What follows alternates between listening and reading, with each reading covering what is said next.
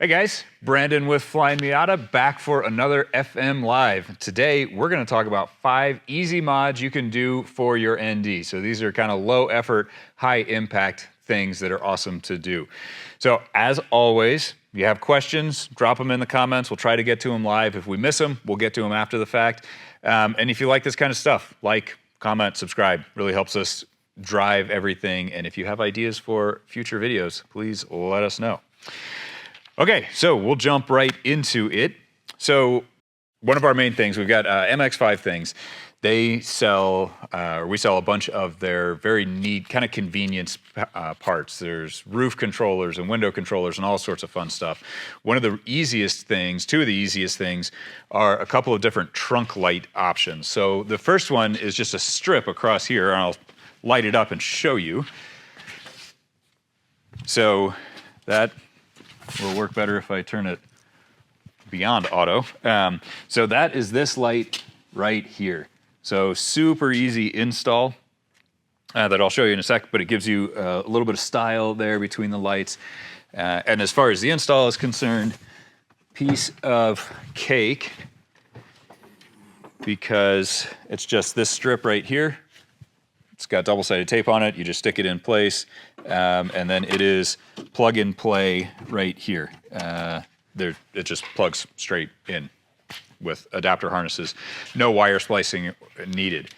So the other things, you may notice that this trunk is unusually well lit. Well, we do have lights back here, but that's not the reason why.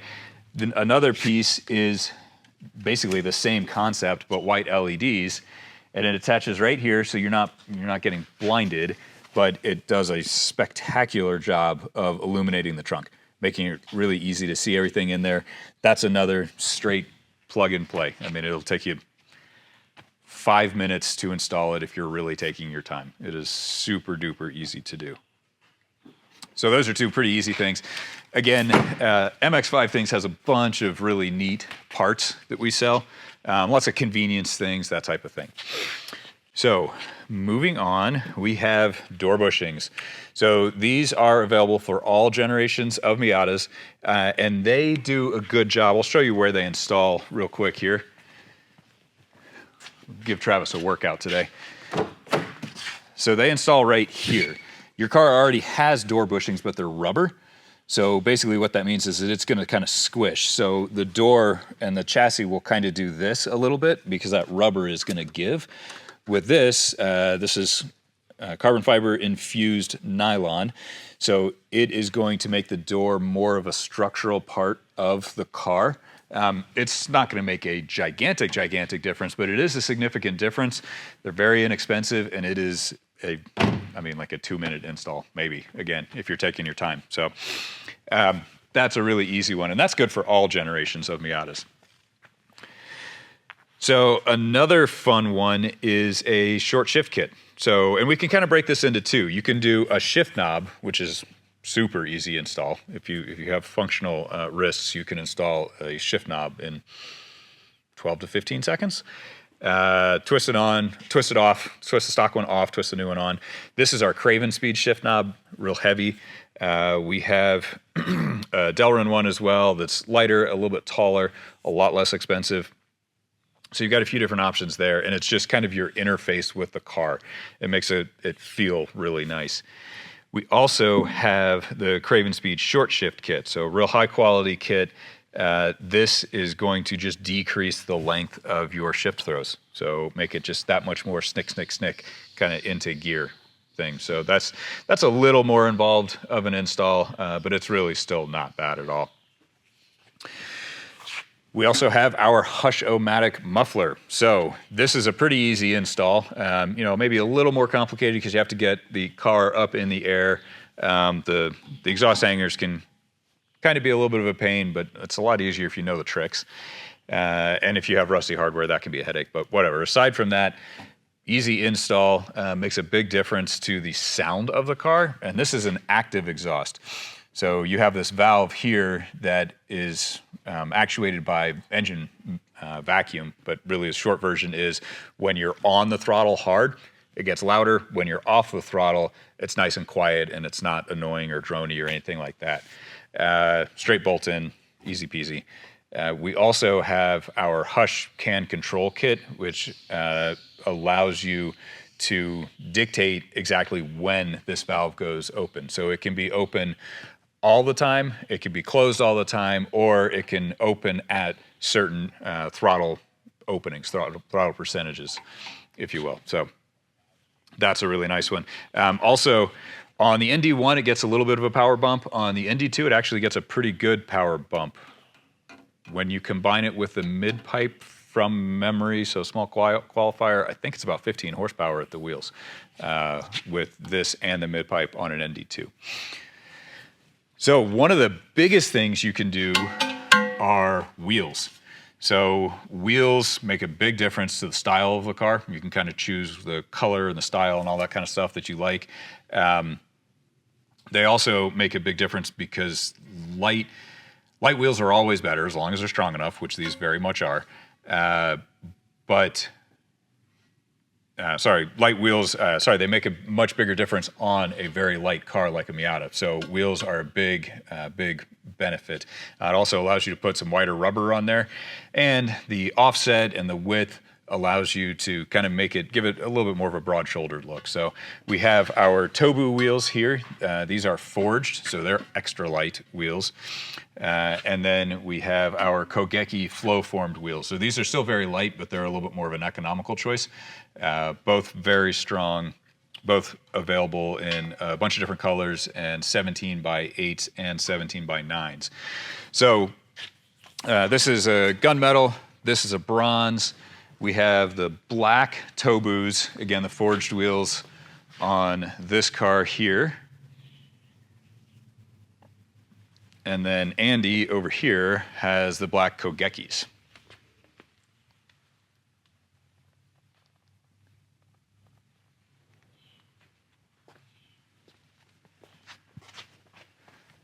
All right. So there is obviously a very long list of easy mods, of good mods. This is just kind of the top of the pile, so to speak. I will throw in a plug for sway bars. Sway bars are the best bang for the buck that we sell. Didn't make it to the list, to this specific list, because these are easy mods. The ND sway bars are not that difficult, but the front one is a bit of a headache, and it's definitely more difficult than it is on the earlier generations. That said, huge difference, really gets rid of that body roll, makes the car much more responsive and fun to drive and flat in corners and such. Okay, so let's go through the questions we've got ahead of time here, and then we'll hit the live questions. Again, you have questions, drop them in the comments now, and we will get to them before we wrap up. Okay, will all of these work with the 2024/ND3 Miatas? Yes. So the only thing, the RF roof controller, which isn't technically on this list, we're working on that one. It doesn't work right now, but it will soon. We'll get that sorted out. Otherwise, yeah, everything works great on the 2024, no problem. How easy is it to install a new intake system? It is an absolute piece of cake because Mazda did it for you, and you probably can't do better. So an aftermarket intake, you want to make sure it's designed intelligently. I'll go on a small rant here. Mazda did a really good job. It's a cold air intake. It does a good job. If you want more noise, you can do that. If you want more style under hood, you can do that. If you want more power, don't change anything. The stock setup is very good. Now, that having been said, how easy is it to install a new intake system? That's a pretty broad question. What intake system are we talking about? Are you talking about a new intake manifold, blah, blah, blah. Intakes can be very easy to install. They can be somewhat kind of complicated. Generally speaking, they're not too bad, but my question to you is start at the beginning and is it actually worth it? There's a reason we don't sell intakes for the Indies. What is your favorite or most recommended mod for an ND? So that is going to be a subjective question. If you, from a performance standpoint, from a handling standpoint, sway bars.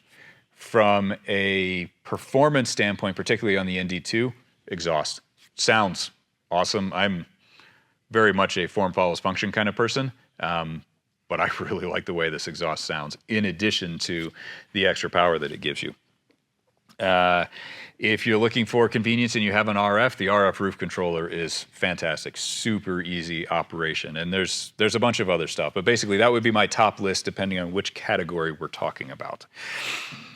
What wheel size do you recommend? Again, depends on your purposes. If you are looking for a functional, good street, occasional track car, I like the 17 by 8. 17 by 9s can be very good, but they can make the car a little twitchy. They're great for track use. They're great for if you want that aesthetics of the wider wheel. For a more kind of all-around comfortable but very functional car, I prefer the 17 by 8s. What about other generations?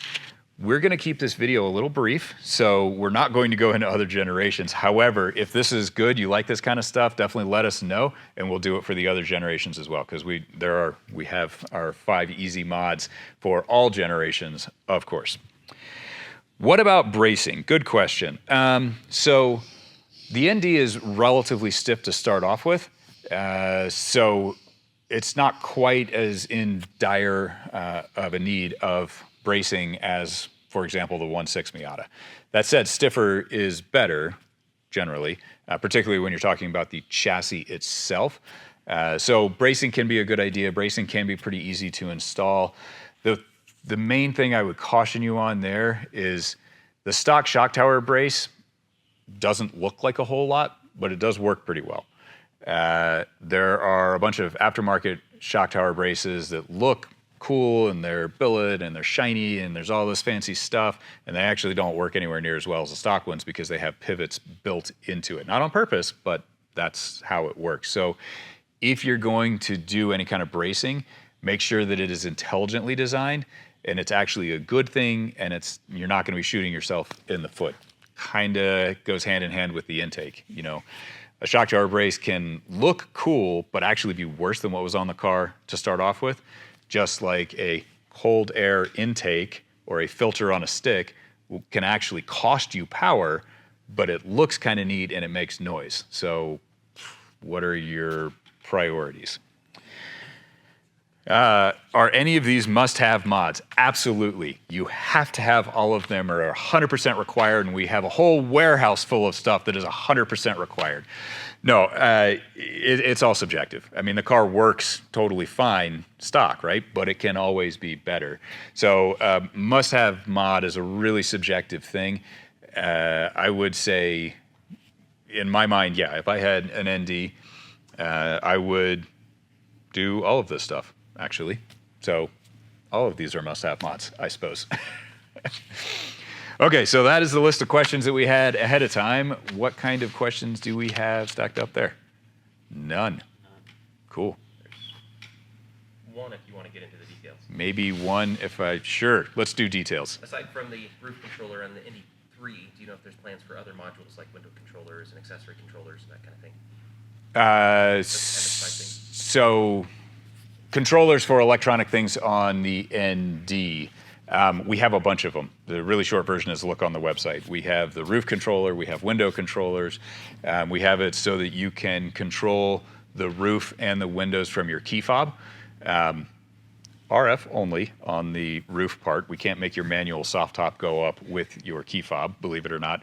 But there are a bunch of different things. There's kind of interaction between the different pieces, and it does a lot of cool stuff. So fun stuff there. I think that's as many details as I need. 3 specifically is the question, though. 3? Because you mentioned about it. Oh, ND3. I'm sorry. Good question. I don't know. I know the RF controller doesn't work for the ND3, but we are working on it. We should have it sorted out shortly. I really don't know on the windows or the accessories. For now, I would probably hold off on it. I will talk to MX5 Things and try to get an answer on that. Yes? Since the front sway bar is kind of difficult, what do you think about just doing the rear sway bar? Sure. So the rear sway bar will take you 5 minutes. Easiest install ever, and it will make the car very exciting because you will have much oversteer. So the back end of the car will be much more prone to sliding, whereas right now in stock trim, the front end of the car is a bit more prone to sliding than the rear of the car, generally speaking. The short version is with the exception of some specific racing classes, or if you're getting goofy with spring rates or something like that, generally speaking, we do strongly recommend doing sway bars in pairs because they're meant to work together. They're meant to be balanced. If you put a much stiffer sway bar on the back of the car and leave the soft stock sway bar on the front of the car, it is not going to be a benefit. That's definitely going to be worse, and it's going to be, I mean, depending on your driving skill, it's either going to be entertaining but much slower, and you have to be on your game, or you're going into a ditch. So, no, I would recommend doing those in pairs for sure. Yes? What about doing some of the lighting upgrades that we offer for NDs? Sure, we've got lots of lighting upgrades. We've got we've got LED flashers. We have the... hazards on. I've got the sequentials and side marker lights. Yep, so we'll do it that way. We've got sequential... We've got the sequential turn signals here. So these are available in red or amber. We also have the side markers. So these are available in smoke or clear. These are smoke, and they are available in sequential or normal. And these are obviously the normal ones. We have the side markers here that are not turned on. So those are available in smoked or clear. And you can see how those light up. Red on the back, amber in the front. And then we have, I believe, some LED bulbs to replace some of the other stuff as well. The sequential rear turns are not applicable for the 24. I believe the rest of it will work for the 24.